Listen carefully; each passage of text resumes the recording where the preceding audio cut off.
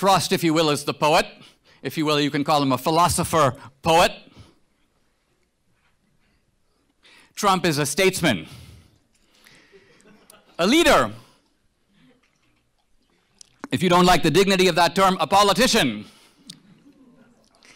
But this distinction is of critical importance because, and this may not be very obvious when you're on campus, but it's very obvious when you're out in the world, at some point, the necessary skepticism of thought has to give way to the necessary dogmatism of action.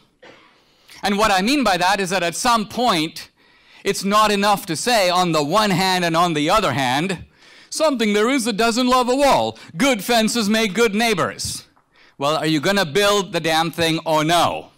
At some point, you got to go. You got to decide. You've got to move. You've got to take a decision, and if you decide not to do it, that's your decision. And so Trump is out there making a case for the wall, and yet on the face of it, his case is manifestly inadequate. Trump says we need to have a wall for 3 reasons. 1, drug traffickers. 2, violent criminals. And 3, sex traffickers. We have to stop, in other words, the bad guy.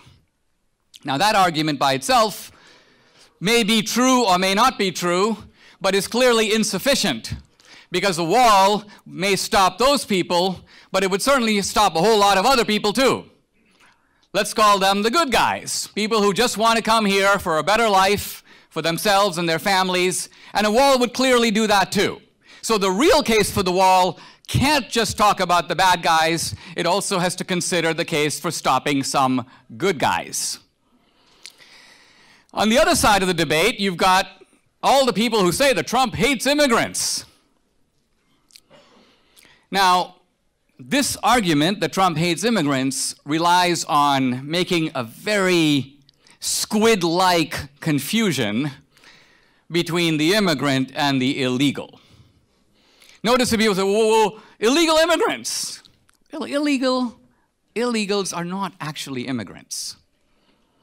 Illegals are people who essentially want to jump the line, There is a big line, and there are some people, and I would put myself in this category, who were born a very long ways away from America. Quite frankly, we don't have a Rio Grande that we can come thrashing across or a ditch that we can tunnel under to get to America.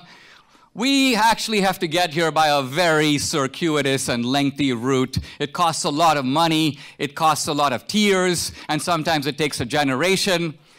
And yet, why does our welfare count less than somebody who happens to be just across the border, who basically says, I don't care about this line. I'm going to jump it.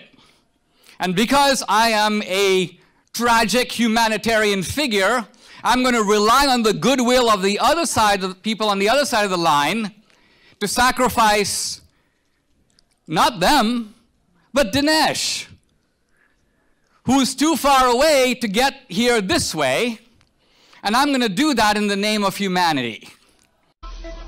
We live in a Orwellian nightmare.